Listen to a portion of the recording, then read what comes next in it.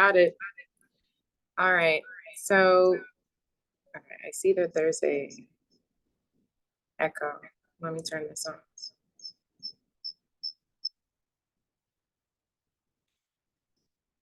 All right. Peace, everyone. Thanks for making the time today.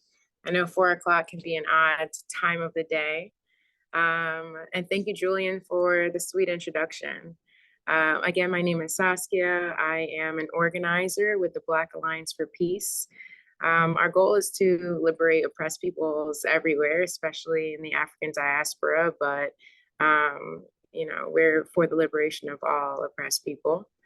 But we'll talk about that a little later. I am currently teaching middle school social studies and religion, so I'm in my classroom right now. I have a master's in economics. I answer questions for a living. People ask me things about the world and finances, and I do my best. I've been writing poetry since I was 12. The first time I got published, I was 17. And then I started doing some spoken word from there. I've won 2 literary awards, a few academic research awards. I did 1 writing residency, and I do see some of my colleagues in here. What's up? Yeah. And right now I'm trying to figure out what poetry looks like in the age of instant gratification. What does success mean to me in this industry? What message am I trying to share? What do I want my legacy to be? It's easy to write for audiences and to write to be published, but what does it look like right now to write for me, with the goal of somebody being inspired by something that I said?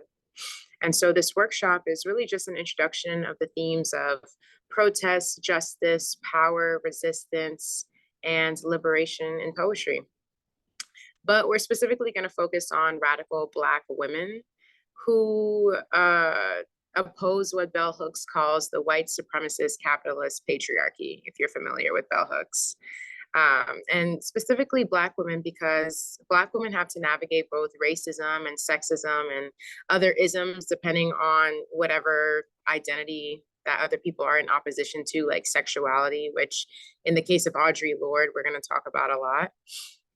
But before we get started, if you haven't already, I'd love if you put your name, your current hood. It could be if you're in Philly, wherever you're from, let us know, or wherever you're at right now, and your sun sign, just so that we can meet each other. I know that there's a large number of us, but we're going to have some opportunities to share throughout. So I hope that everyone is able to participate. So a few things to know before we get started. There's going to be a series of writing prompts throughout this presentation, and there's going to be an opportunity for you to do some writing and reflecting. So if you have a pen and paper nearby, that would be helpful. If you want to just type, that's also cool. Of course, you don't have to. This is just encouraged. But if you want to entertain me, I would love that. Also, whenever it says, let's chat, that's going to be an opportunity for you to write your responses in the chat, so that everyone can see. And then if you want to share out loud, you can also do that if you want to raise your hand in the emojis on the Zoom. Yes, and in the end, if 2 people or so have a poem that they would love to share that also aligns with the theme of liberation, send me a personal message and I will let you know in the end if you're able to share, depending, of course, on how many people ask. I also have something that I could share, but I would love to hear from other people as well. So without further ado, let me begin my presentation.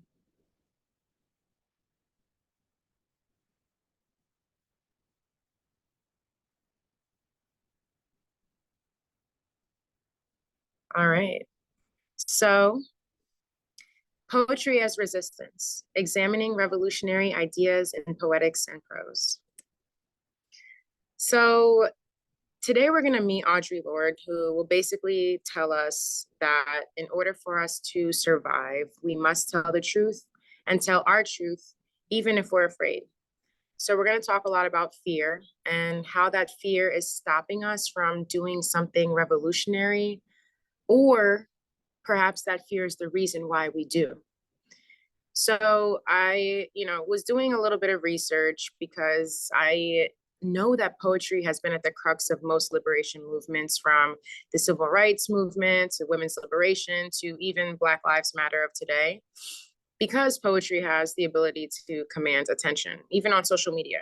Right now, I don't know if you're noticing, but I'm seeing this resurgence of poetry. It's becoming more popular right now. It's garnering a lot of attention, which is not so surprising considering the state of the world.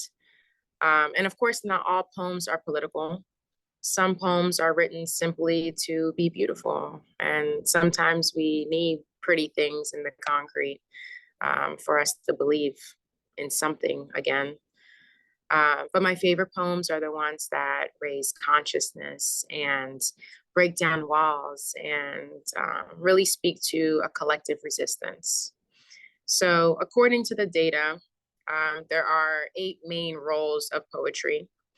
And today we're going to meet someone who essentially incorporates all of these different elements in her writing, from exploration of identity and diversity to inspiration and emotion. So, as we're working through these writing prompts, think about your why. Why do you write? Who do you write for? And will your writing stand the test of time? So, 2 words that you're going to hear a lot today are resistance and revolution. And this is where I would love if somebody could share. But I'm wondering what you think, or what you've seen or witnessed resistance meaning. And if you know any resistance movements, it can be resistance movements of today, it can be historic ones. But yeah, do we have any examples of resistance? Oops.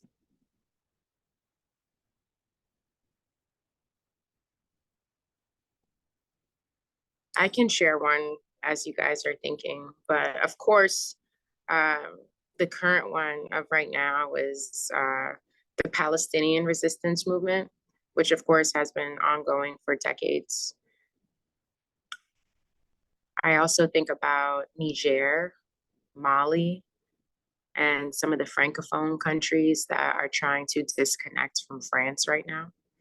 I can't see if anyone is raising their hand in the chat, actually. So if you want to just start speaking, then feel free. I guess the ACT UP movement, like queer liberation, AIDS activism. Mm-hmm. Word, thank you. Urban farming and gardening for food sovereignty. Yeah. Are you thinking like in the US? Is this all over specific country, region? I'll just geographically place me in Brooklyn right now, of just communities in which you're just seeing a more hyper awareness and participation in getting communities and folk activated to have conversations about growing our own food. And you're seeing like more people talking about getting land and like Right. people and communities coming together. Like, what does it really look like to build community with land and nature? Mm-hmm. Yeah, I would like to add the to that point, just the food apartheid, you know. You said food apartheid? Yeah, the food apartheid. Yeah. Okay. Yeah, exactly. Food deserts from one block and then another block. It's a different situation for sure. What about revolution? What's the difference between resistance and revolution? What does it mean to be revolutionary?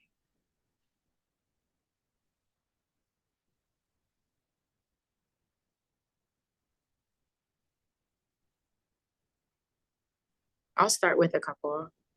Um, my family's from Haiti. And so I think about the Haitian Revolution a lot. And because I'm from the Caribbean, I also think about the Cuban Revolution a lot.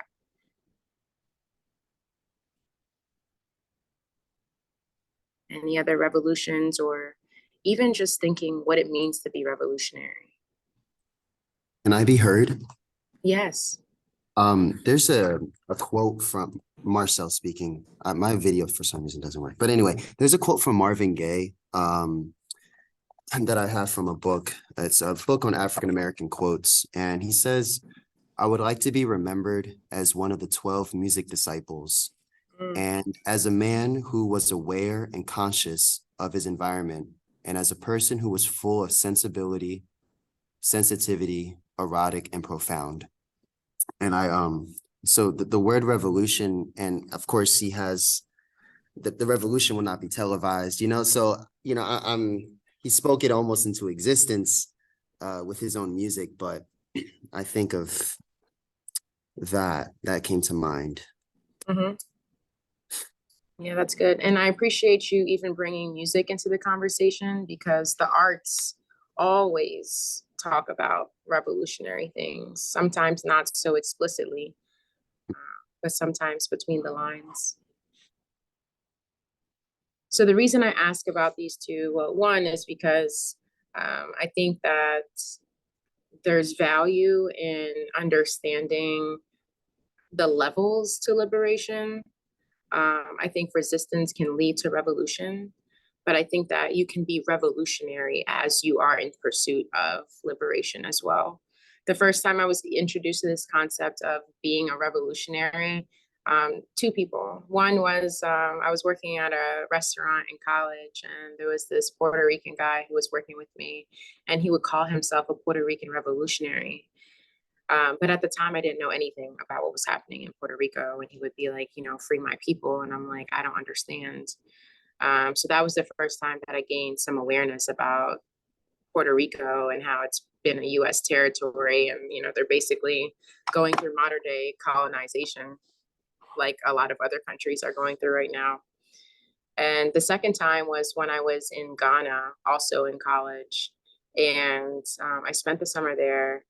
And I met a few women who identified as revolutionaries. And I was like, well, yeah, I'm a revolutionary too. And they challenged me a little bit, and they were like, well, what do you do that's revolutionary? Or what do you believe in that's revolutionary? Which then started to challenge me to read more poetry and read more essays that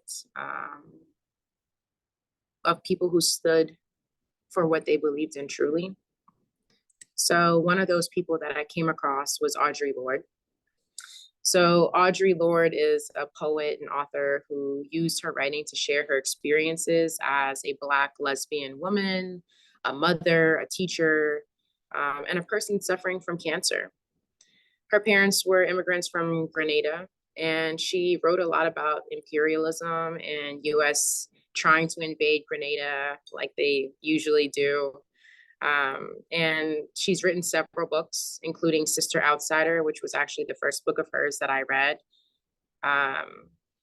And when I think about Audre Lorde, because the first time I read her, it wasn't so straightforward to me. I think I had to read a lot of other political texts for me to really engage with her work. And there's so many essays and poems of hers that I could have chosen to focus on today. For example, the master's tools will not dismantle the master's house. That's like a canon work of literature that I recommend everybody read. But today I chose two of her works for us to explore. The first one is a poem called A Litany for Survival. And the second one is an essay called The Transformation of Silence into Language and Action. So a couple things to know about Audre Lorde. Oh my gosh, sorry. Also, something to know about me is I'm not so tech savvy, so this might happen a couple times. Okay, so Audre Lorde was also part of the Combahee River Collective, which was basically a collective of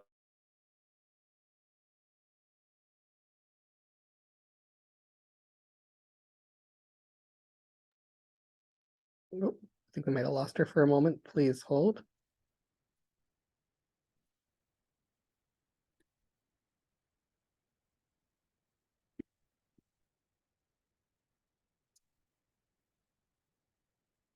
Technical difficulties, always exciting.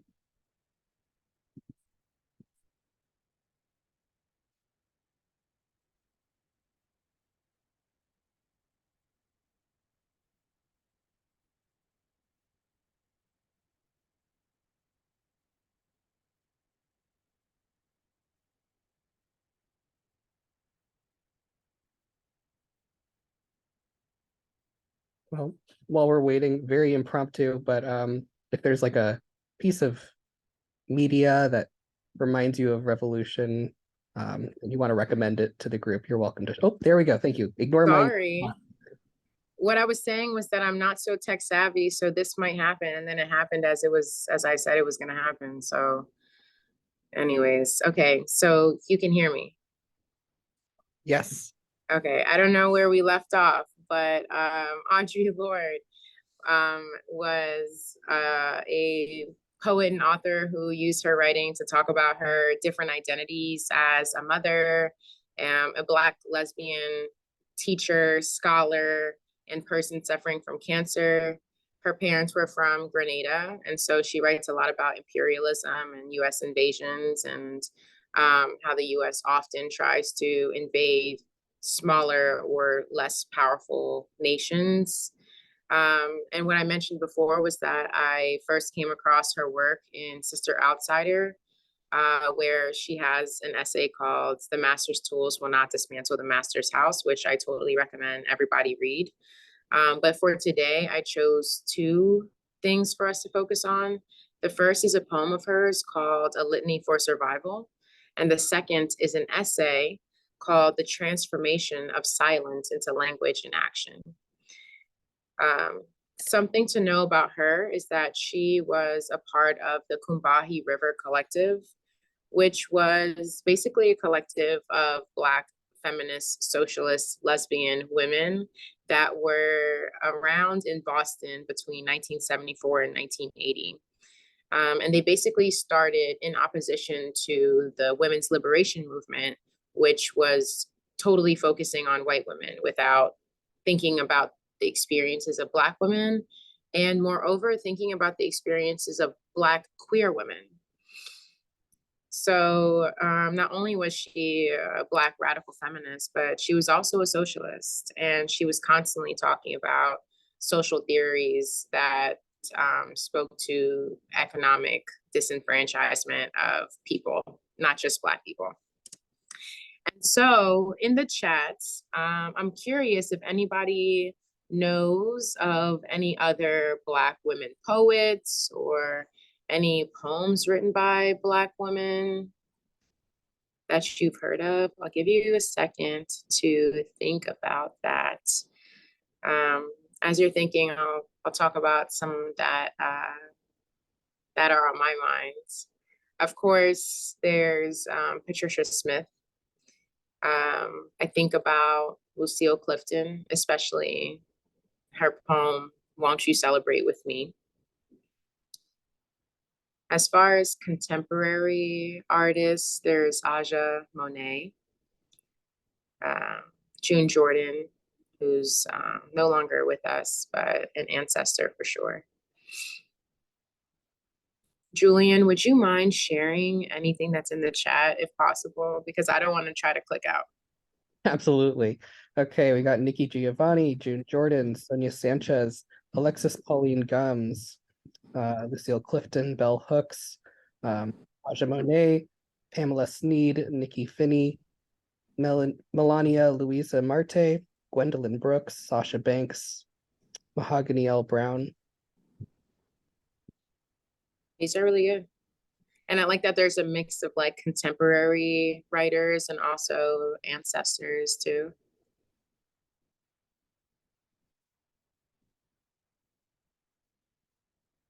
Well, definitely keep thinking about that. I'm gonna move forward for now, but hopefully by the end I can go back and read some of these. But if at any point, Julian, you want to just flag that there are some things in the chat just because I can't see them, that would be really helpful.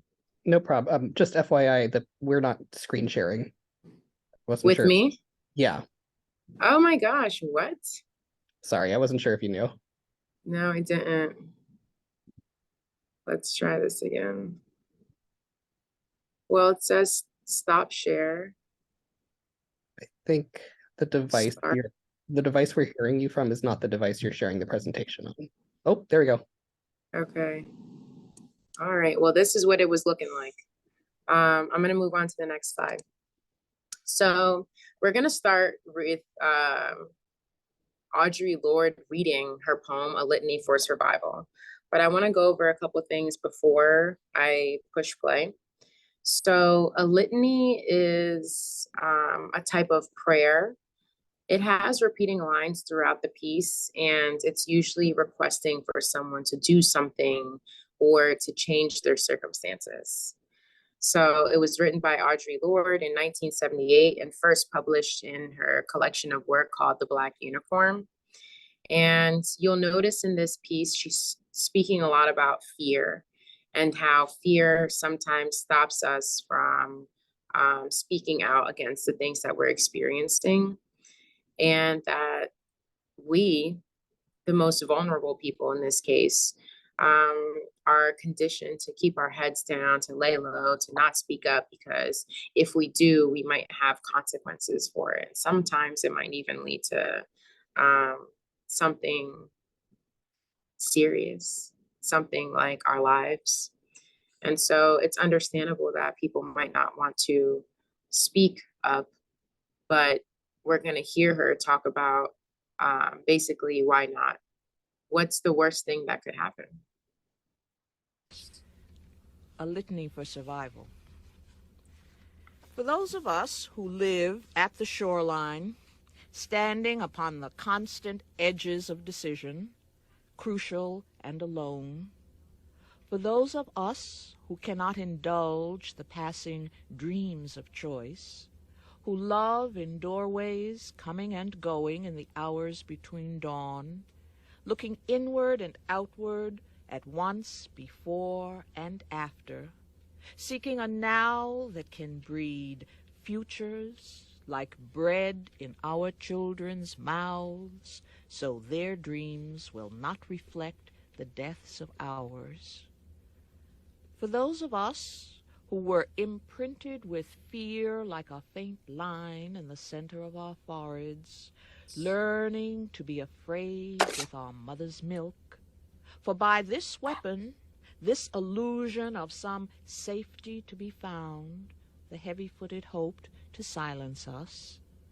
For all of us, this instant and this triumph, we were never meant to survive.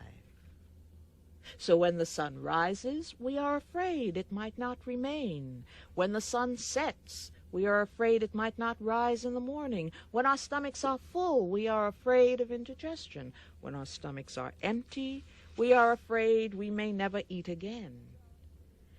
And when we are loved, we are afraid love will vanish. When we are alone, we are afraid love will never return. And when we speak, we are afraid our words will not be heard nor welcomed. But when we are silent, we are still afraid.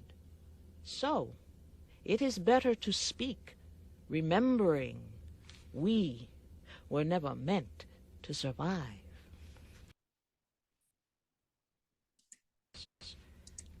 A litany for... Okay, so that was a litany for survival. And to me, it sort of reads like a lullaby. But one of my favorite aspects of this piece is actually, well, two things. It's how she sort of starts with for those of us, because she's not just speaking about herself, and she recognizes that there's a collective peoples that are experiencing, I guess, the backhand of capitalism and imperialism. And then she concludes this piece with, we were never meant to survive. And so I do have a writing prompt here for you to consider as I sort of share what the litany for survival is trying to say. So take a few minutes to reflect on these few questions.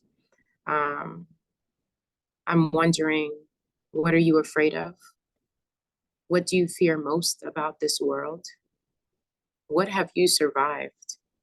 And after you sort of consider those questions, maybe start off a new line. It doesn't have to necessarily become a poem or become an essay, but just finish the sentence. We were never meant to survive, as if you were continuing her piece from where it ended. So she's talking about fear and silence, but she's also saying that our silence won't protect us. Our silence has never protected us, and that ultimately it's better for us to speak up. And that if we're going to be afraid anyways, then we have nothing to lose. And that we might as well break our silence, or as Asada Shakur says, break our chains. When she says for those of us, she's talking about us, we, the people who don't have the luxury to chase our dreams, who have to choose work over our passions sometimes, who work hard physically, who feel lonely, who believe that having hope is dangerous. She's also talking about those who sort of live on the edge of society. If you're a little queer, if you know, are sort of in the gray area when it comes to race or identity, when people can't check you off in boxes. But she is basically saying that, or charging us really to live in the moment, thinking about past movements that have happened and being hopeful for future movements, but recognizing that the movement can only start if we choose to tell the truth and to tell our truth. She's also arguing that marginalized people can protect themselves by loving each other, and that remaining silent only reinforces the oppression that they're facing. No amount of being quiet and keeping your heads down is going to save you. And that even as we are oppressed and afraid, we still have power. So let's chat. As you were answering the questions of what you're afraid of and what you fear most and what you've survived, I'm curious if it was more challenging to write about your fears or to write about what you've survived.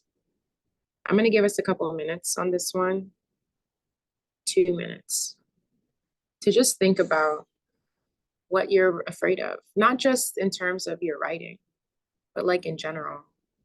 Are you afraid of dark places? Are you afraid of not being able to escape? Are you afraid of being alone? What do you fear most in this world? Is it perception? Is it death? Is it being persecuted, being made a martyr unwillingly?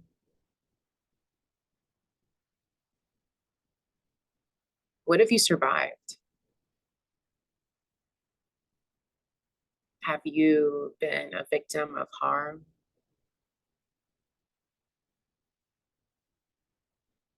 Hopelessness, heartbreak,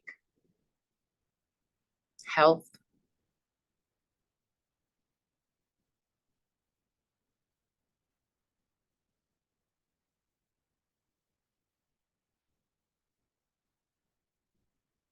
And if you were to start a new writing piece with "We were never meant to survive," what would the next line look like?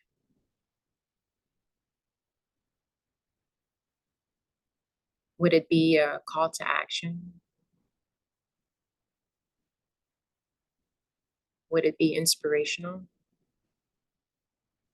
Would it be a little cynical? We all live in the real world. We live here. We experience this place every day, and there's beauty in it. It's cool. Life is cool sometimes, but we were never meant to survive. What do you do with that?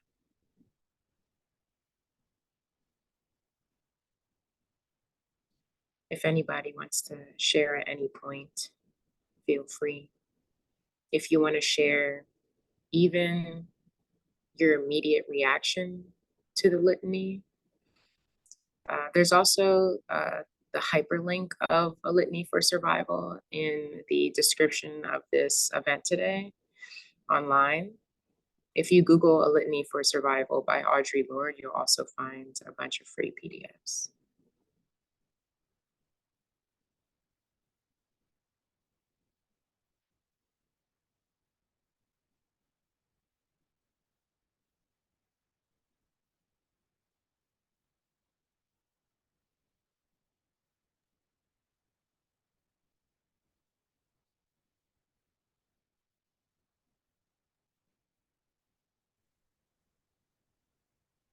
I guess for me, in terms of like what would be the second line, like my immediate thought was creating a kind of list of things that I was not able to survive, maybe as a means of like really ruminating on how heroic my survival has been.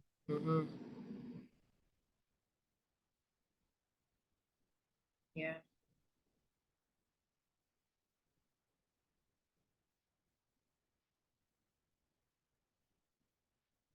Making lists is, I find it very helpful when writing poetry or writing anything really, because you kind of get a skeleton of something.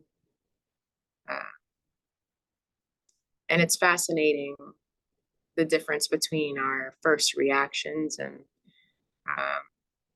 what we've essentially gathered after having time to be pensive and to sit on it and let it marinate. What are you afraid of? Is it more challenging to just write, I am afraid of this? Or is it harder to say, I have survived that?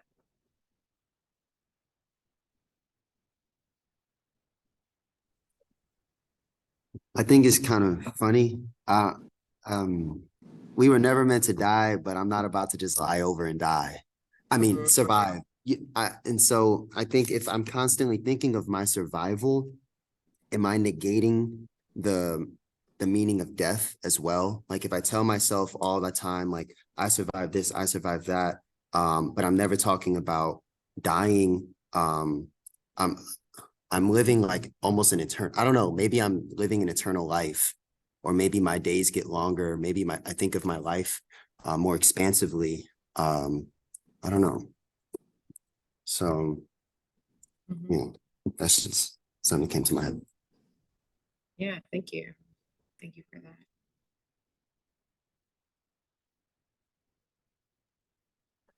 I'm finding it harder to talk about things I survived, mainly because it's just like it puts me into this guilty attitude. It puts me in this guilty space because I think about others that didn't, which makes me cycle back to just like the other prompt of just like, what are you afraid of? I'm afraid of those that are not here right now.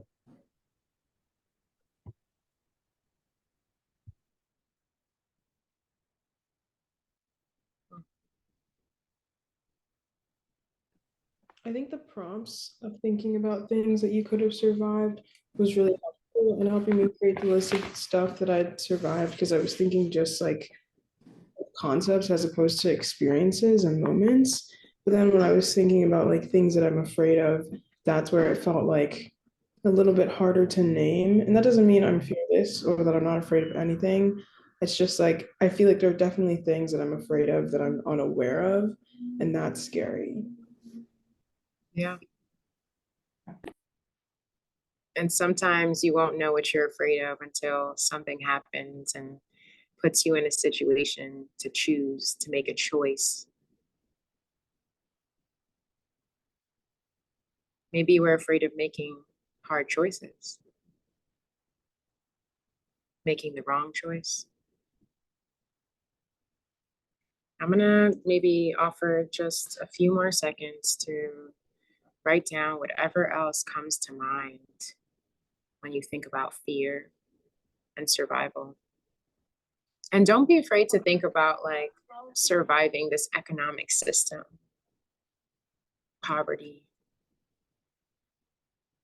being misunderstood chronically.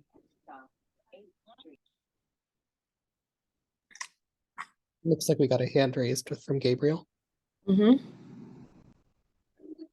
Hey y'all, I'm currently on the L train right now in Philly, but I'm thinking a lot about James Baldwin and that conversation he had with Nikki Giovanni, who's clearly another Black woman radical poet with a thug life tattoo on her forearm, you know what I'm saying?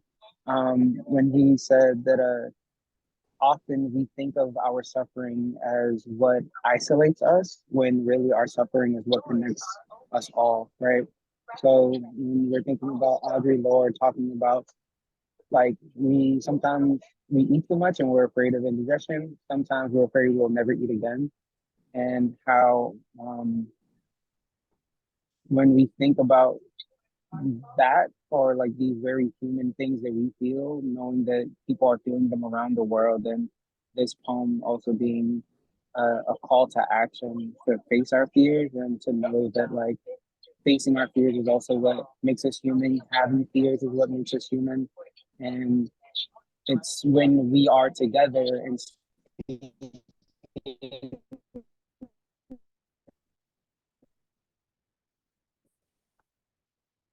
You're cutting off on my end, how Gabriel. together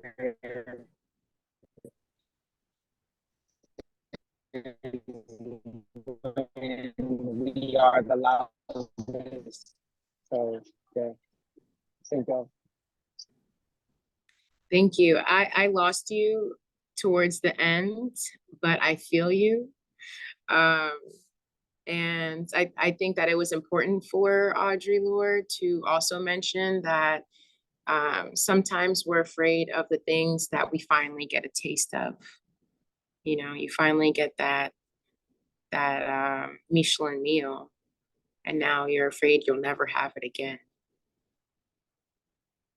And how that sort of stops us sometimes from moving forward, from believing. So this is her essay called The Transformation of Silence into Language and Action. It's about 5 pages long, but I'm not going to read everything. But I did go through it and pick out some sections that I think are really important to discuss today. And I also want to say before I start that A Litany for Survival and the Transformation of Silence into Language and Action are actually in conversation with each other. So she starts. I have come to believe over and over again that what is most important to me must be spoken, made verbal and shared, even at the risk of having it bruised or misunderstood. That the speaking profits me beyond any other effect. I'm standing here as a Black lesbian poet, and the meaning of all that waits upon the fact that I'm still alive and might not have been. In becoming forcibly and essentially aware of my mortality and of what I wished and wanted for my life, however short it might be, priorities and omissions became strongly etched in a merciless light. And what I most regretted were my silences, of what I had ever been afraid to question or to speak as I believed could have meant pain or death. But we all hurt in so many different ways all the time. And pain will either change or end. Death, on the other hand, is the final silence. And that might be coming quickly now, without regard for whether I had ever spoken what needed to be said or had only betrayed myself into small silences while I planned someday to speak or waited for someone else's words. And I began to recognize a source of power within myself that comes from the knowledge that while it is most desirable not to be afraid, learning to put fear into a perspective gave me great strength. I was going to die, if not sooner than later, whether or not I had ever spoken myself. My silences had not protected me. Your silence will not protect you. But for every real word spoken, for every attempt I had made to speak those truths for which I am still seeking, I had made contact with other women while we examined the words to fit to a world in which we all believed, bridging our differences. And it was the concern and caring of all those women which gave me strength and enabled me to scrutinize the essentials of my living. What are the words you do not have yet? What do you need to say? What are the tyrannies you swallow day by day and attempt to make your own until you will sicken and die of them, still in silence? And of course I am afraid, because the transformation of silence into language and action is an act of self-revelation, and that always seems fraught with danger. But most of all, I think, we fear the visibility without which we cannot truly live.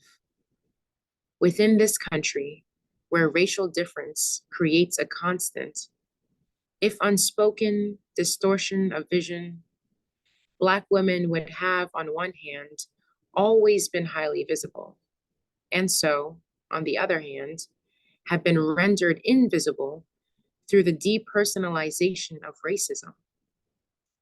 Even within the women's movement, we have had to fight, and still do, for that very visibility, which also renders us most vulnerable, our Blackness.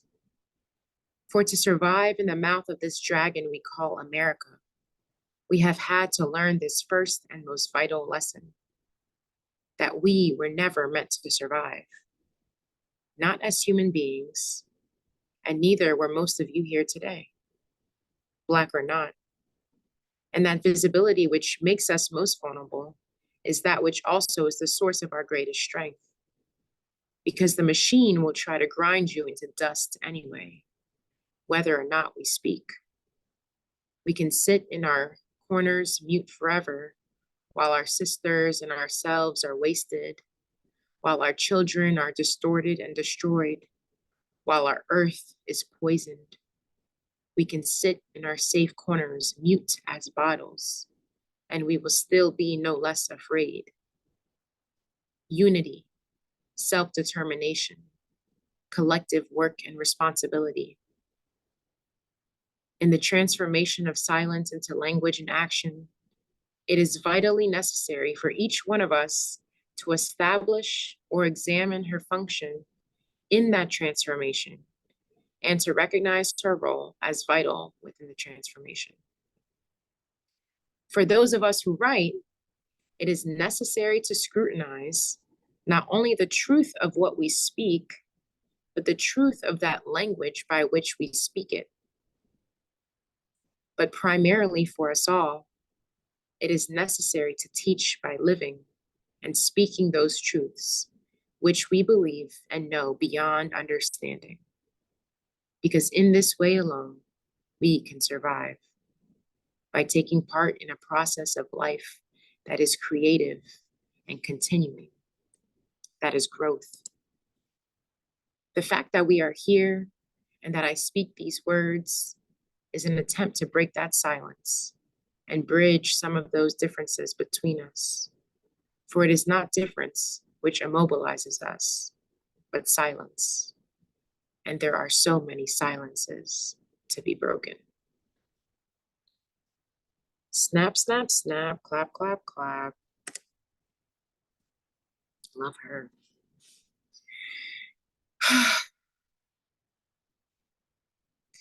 So after hearing some of this essay, first I'm curious about your reactions. Do you see how these two pieces are speaking to each other? How a lot of the same themes are present? For this writing prompt, I want you to think about the last time you felt fear. What were your thoughts? What was going on in your mind? What was going on in your body? I know for me, when I when I'm afraid, I have many thoughts. I have racing thoughts. I can't pick one because it's like, pinballing in my mind. My body gets tight, it cramps. What has fear prevented you from doing? Has it stopped you from speaking up or doing something? What has fear protected you from doing?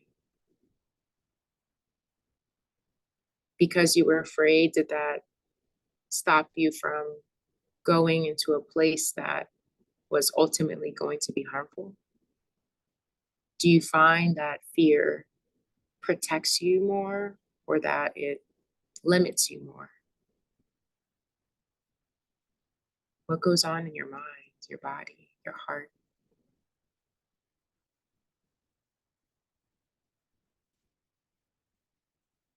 And as you're thinking and reflecting and writing, let's chat.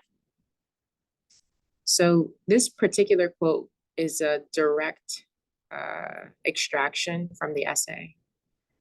And Audre Lorde asks us, what are the tyrannies you swallow day by day and attempt to make your own until you will sicken and die of them, still in silence?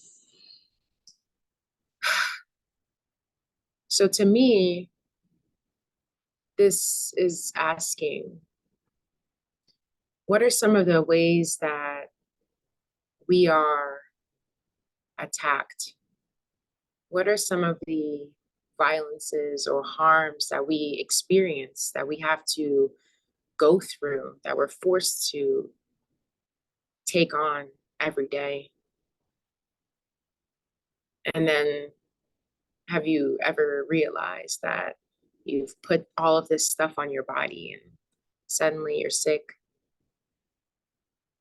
Do you know anyone who's died, who's gotten sick from their mind, their heart, from what they've kept silence, that constipation of our emotions, how it can sometimes make us implode? What are you afraid to write about?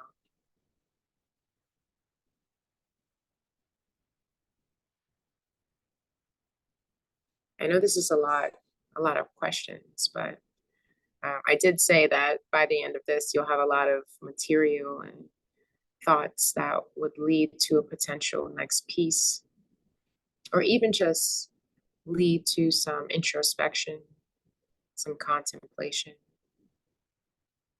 If anyone would like to share.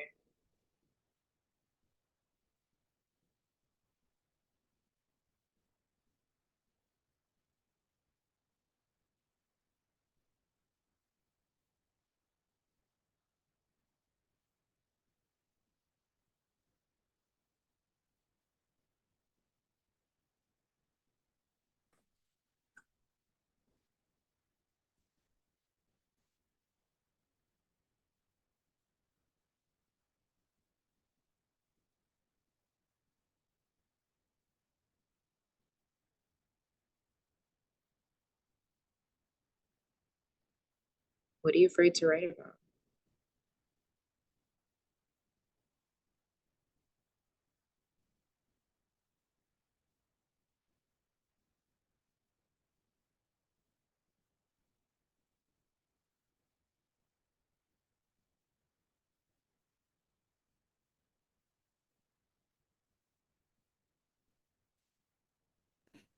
In response to the writing prompt, one of the things that I wrote was that sometimes I fear the reality of fully needing to move on and deciphering what behaviors is feeding the fear or what behaviors is not feeding the fear. And I feel like fear has allowed me to establish boundaries, but also have hard conversations that can either lead to reimagining something or completely closing a chapter. But it's hard to isolate fear as a singular emotion in that when there's so many other things and situations that are going on. And that kind of led me to the question of what are you afraid to write about? I think I'm afraid of being erased. And I think with the constant colonial and imperial erasure that's going on in Palestine, that definitely adds onto it as well. And even like relationally, people forgetting about what really matters and then the people at the end of it. Because I think that's one of the reasons why I write, because I don't want to forget the people who have come before me and have given me, afforded me the freedoms to the things that I can do for myself, but also the feeling of being forgotten is something that I've never written about, and I think I'm afraid to. Whew, you said so much in there. I was trying to like remember some of the words, like reimagine. I think that's an important one, especially right now in a world where you would get punished simply for existing freely.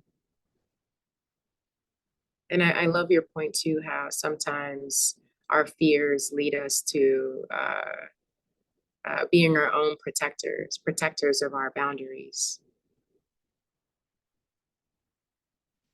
I'm going to move on, but if you want to just take a second to take a picture or write anything down, I'll switch in 5, 4, 3, 2, 1. So actually, before I get to here, let me stop sharing my screen briefly.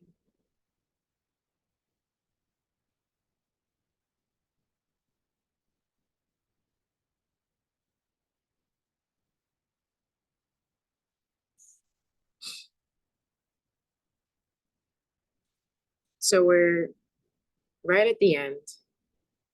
And I don't know if anyone had wanted to share a piece of theirs because I was not able to simultaneously look at the chat and present.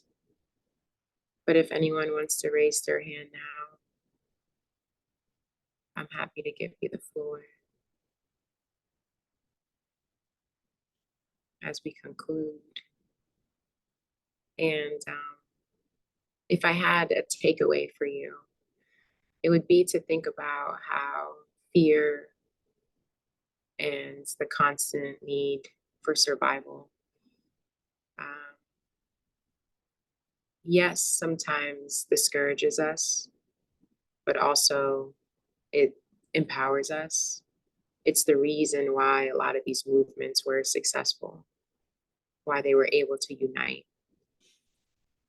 Okay, Keyshawn. Mm-hmm. Yes, please. I guess this is a poem that is new for me. But I guess it has more to do with, I guess, like liberating oneself from fear. It's called Get Your Life. What if they sped it up, he thought. If it happened, would I leave my body faster? The DJ said, this ain't that other tour. We good? And we got back to the business of total release. We were wringing out the doubt, all inhibiting, keeping our pods locked to the ground. We were wringing out the muck and mess of 1,000 lies we believed, recited since birth, trusted intimately as compass and wind on spit-wet finger.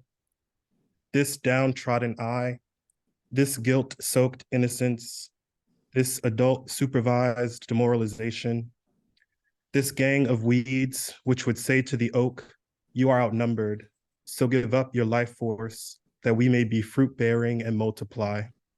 He thought, what if their love was left to bloom? This bass took him under. The DJ said, I just do this for fun. We good? Why ask? He knew our bodies were his completely. Half melt, half ancestral thrust and pull and whip and chorus. We were starving for the beat to drop, which is to say, we were waiting for permission to move with the course assigned to our vessels. I leave my body faster, he thought, soar like sound. Would it hurt to transcend? Does it hurt, this constant undoing? Is it worth it?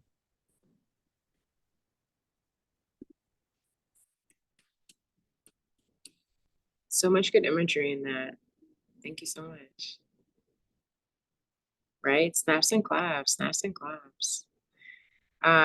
We are at the end of our time. So I'll just read a quick excerpt of mine. And then I'll let you guys know where to find me. And I hope that you continue to think about resistance, and not just in your writing, but also in your action. And know that a lot of these poets were freedom fighters, and they used their pens as their swords, but they were also fighting too. They were also fighting too. So this is a poem that is a response to Tupac Amaru Shakur's Rose That Grew from Concrete. Did you hear about the rose that grew from a crack in the concrete?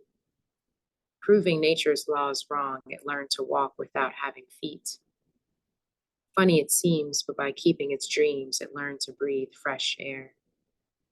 Long live the rose that grew from concrete, when no one else even cared enough to ask where my thorns came from, never held me long enough to feel my acupuncture. I can heal with love. I can feel you, flower, growing where cracks break and crack kills the flowers, blooming between bleeding and heartbreaks and in between houses, and what they know about hitting the concrete. Pluck your petals before they plant you in glass cells while beasts love you or love you not. To remember that you are a flower, timeless pleasure, heart on hip, lip of accents, Creole slang, believing love wins all, power to the people, free the holy land, leave the lands we've tilled, free IET, only status would rape all the trees and the mountains and water. They colonized water. They murdered our mothers. They cornered us into ghettos, then couldn't believe. Out of concrete, you walked without feet. You still learned to breathe. Right out of the street, you flower, a flower, rose in dark hours, standing taller and taller, blood petals blooming, her beauty, a concrete rose right out of Philly. How many, with bruises and root rot, remember who fought, warlords and landlords who pillage our floorboards. Everybody's feeling it. Deeper cracks, steeper hills, haunted plantations, you propagated and seeded, sower of parables. Pray we find rhythm. Godmother Asada, you radicalized me, an autobiography. How could I not love me? When legends before me, roses in concrete.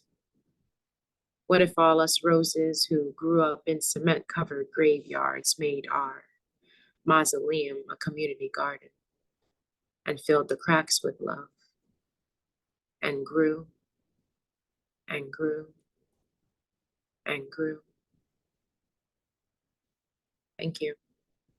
I'm just going to share my screen one last time just to show you where you can find me.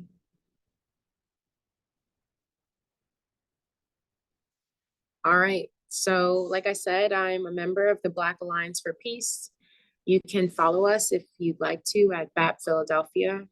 Like I said, we are in solidarity with oppressed peoples everywhere. Our next event is November 9th from 6th to 7th. We're going to be rallying outside of the Office of Immigrant Affairs to support African countries and Haiti, who are stuck under the thumb of the US's imperialism. I'll also be hosting Breed Love, which is on its homecoming tour right now, super, super special. I featured there a couple weeks ago, and I'll be co-hosting with Jordan Plain on November 21st, December 5th, and December 19th.